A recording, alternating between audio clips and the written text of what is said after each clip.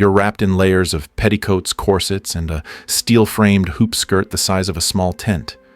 You're at a lavish royal ball surrounded by candlelight and elegance, sipping tea from fine china, smiling politely. And then it hits. Nature calls. Suddenly, every inch of silk and satin becomes a prison.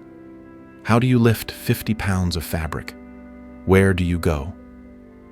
And more importantly, how did Victorian women draped in iron cages of beauty menstruate, urinate, or survive a stomachache in public? Most history books won't answer that.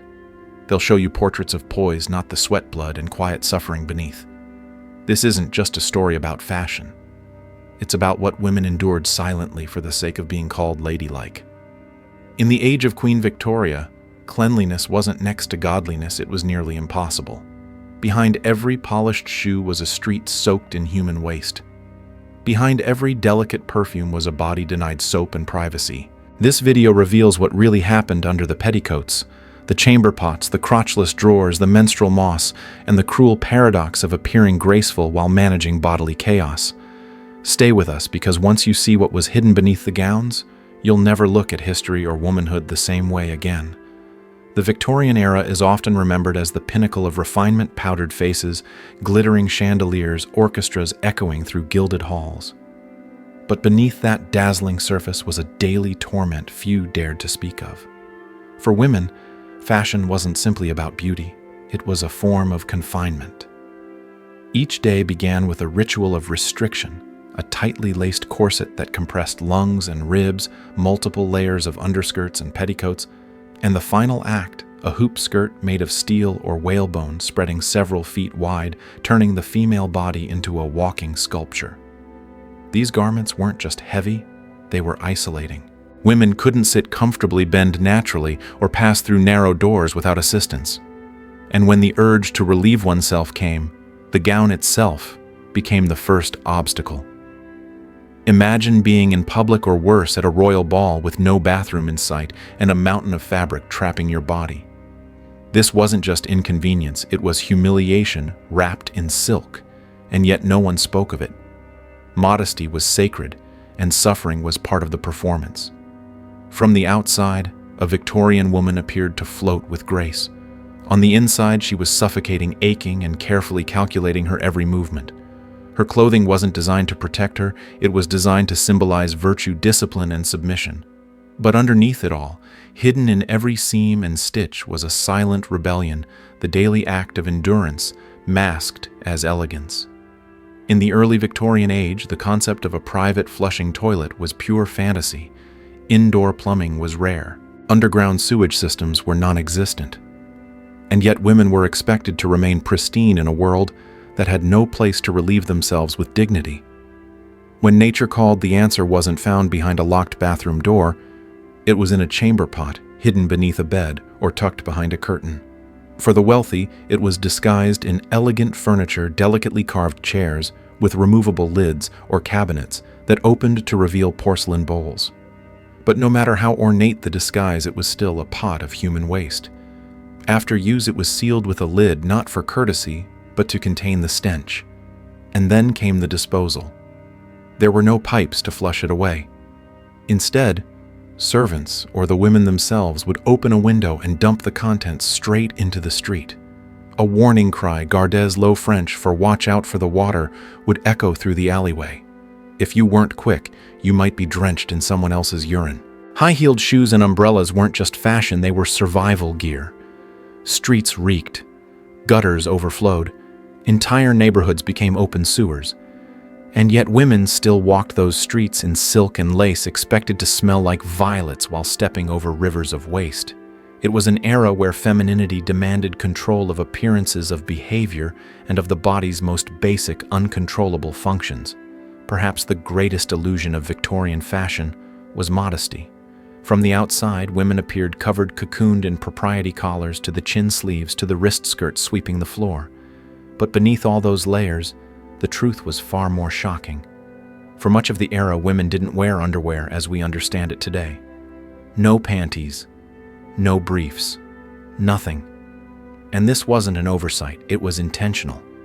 With up to 15 pounds of skirts, shifts, petticoats, and crinolines weighing them down, Removing all of it just to use the bathroom would have been a physical ordeal. The solution: crotchless drawers, two separate pant legs connected only at the waistband open between the thighs. When nature called, a woman didn't lift her skirts or strip down. She simply lowered herself over a chamber pot, and the drawers parted like theater curtains. No fumbling, no undressing. Just a swift, silent maneuver hidden by fabric and poise. Even chamber pots were redesigned for this reality, oval-shaped, shallow, and scooped to fit snugly between the thighs. At formal events, retiring rooms were set aside for this purpose, where maids assisted silently. One would lift the skirts, the other would slide the pot underneath. It was a well-rehearsed performance of discretion. No one spoke of it, yet every woman knew it. Beneath the layers of silk and steel, beneath the illusion of grace, there was practicality born of necessity. In a world obsessed with appearances, women found secret ways to reclaim their bodily autonomy, even if it meant going without the very garment meant to protect their modesty. If the challenge of urination in Victorian fashion was immense, the reality of menstruation was far more grueling and entirely hidden from view. In an era where the mere mention of bodily functions was taboo, a woman's monthly cycle became a private battle fought beneath layers of silk lace and societal silence. There were no pads, no tampons, no disposable products of any kind. Instead, women turned to what they had: the T-bandage, a rudimentary cloth belt tied around the waist with strips of absorbent fabric threaded between the legs. Inside, they packed whatever they could find: old rags, moss sheep's wool, even dried grass. These were not thrown away. They were washed, dried, and reused month after month. For poorer women, the options were even more brutal. Some had only thick skirts to catch the blood, or worse, nothing at all. On heavy days, women might need to change their cloths a dozen or more times a day, often in secret, often without clean water. The undergarments of the time offered little protection. Split-crotch drawers designed for bathroom convenience left the bleeding woman exposed and unsupported. And yet through the cramps, discomfort, and constant vigilance, women were expected to smile, to dance, to host guests, to appear immaculate. Pain was dismissed. Odor was shamed. Menstruation was a silent crisis, wrapped in expectations of grace. Every stain was a threat to a woman's reputation. Every movement had to be calculated. And still not a word was spoken. In a world ruled by etiquette, there was no room for blood. And yet every woman bled. In modern life, we take cleanliness for granted. A spill, a stain, a sweat mark gone with a spin cycle and a splash of detergent. But in the Victorian world, laundry was not a chore. It was a monumental event. For many households, dresses were not washed weekly or even monthly. They were cleaned twice a year in what was grimly known as the Great Wash. And it wasn't laziness. It was survival. Victorian garments, especially those worn by women of status, were made of delicate fabrics, silk, velvet, lace, wool that could be destroyed by water soap or scrubbing. A full wash risked ruining an entire wardrobe. So instead, women employed dry methods. Dresses were dusted with talcum powder to mask odor, then brushed with stiff bristles to lift dirt. It didn't clean, it camouflaged. When not worn gowns were stored carefully in cedar-lined trunks or perfumed wardrobes, protected from insects, but rarely from human scent. The true defense against filth lay in the underlayers: linen shifts, chemises, petticoats, washable barriers that absorbed sweat oil and blood. These were boiled, scrubbed, and often beaten by hand-laborious tasks delegated to servants or washerwomen. Their hands cracked from lye and cold water, their backs bent for hours. Cleanliness was a privilege maintained by the pain of others. And yet, despite all this, despite the effort and discomfort, women were expected to appear fresh, fragrant, and composed, to smell of violets while soaked in reality. Because in the Victorian world, hygiene wasn't about health, it was about illusion. Long before the invention of soft-quilted toilet paper rolls stacked in modern bathrooms, wiping in the Victorian era was a crude, often painful necessity. For the elite and the poor alike, there was no comfortable way to clean oneself after relieving bodily needs.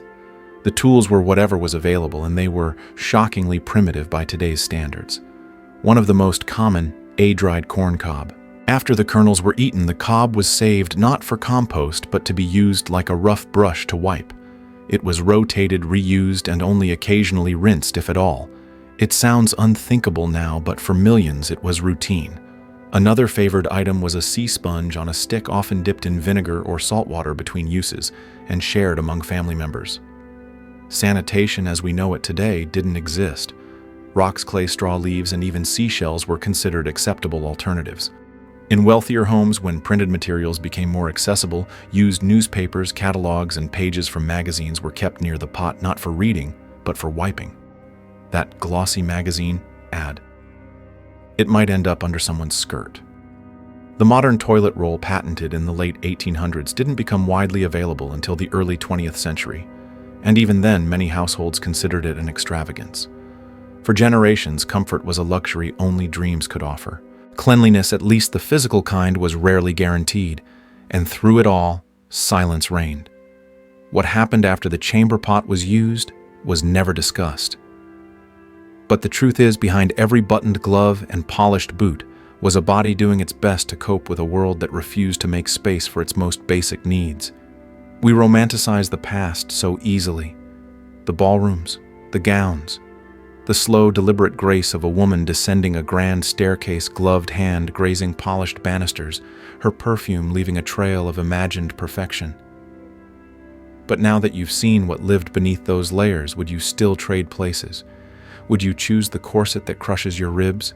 The chamber pot tucked in a drawer, the crotchless drawers soaked in blood, the sponge dipped in vinegar, the streets soaked in excrement, and the gowns that hadn't touched water in 6 months. This wasn't a life of refinement. It was a performance of control, a theater of restraint, and the price of beauty was often pain, silence, and shame. Women weren't just physically restricted, they were emotionally conditioned to never speak of their bodily realities. The illusion had to hold. A woman could bleed cramp sweat and defecate and still be expected to smile, curtsy, and embody virtue. But what if we turned the question around? How many of us today still hide the messy parts of being human, our exhaustion, our pain, our needs, just to appear composed? Maybe that's what makes this story hit so hard. It isn't just about corsets and chamber pots, it's about the universal human cost of pretending. And now that you know the truth behind the silk and steel, ask yourself, was it elegance or was it endurance? Let us know in the comments. And as always, don't forget to honor the invisible strength of those who came before us. We often remember history through portraits, paintings of queens and lace women in flowing gowns, men in polished boots. But portraits lie. They don't show the sweat trapped under corsets, the blood-soaking makeshift cloth, or the stench masked by powder and lavender. They don't show the silent suffering of women who smiled through pain, endured through expectation, and adapted in ways no textbook ever teaches. This story isn't just about toilets and tea bandages. It's about resilience disguised as refinement. It's about a world that demanded women be perfect while giving them nothing to manage their most basic needs. And it forces us to ask how much of what we call elegance is really just suffering in disguise. The women of the Victorian age weren't fragile dolls. They were survivors of disease, of shame, of constraint. They lived in steel cages of fashion and silence, and they endured. That is not weakness. That is power. So before we long for the past, we must learn to see it clearly. Beneath the lace was struggle. Beneath the beauty was sacrifice. And beneath it all was a woman doing everything she could to stay whole in a world that demanded she never let anyone see her bleed.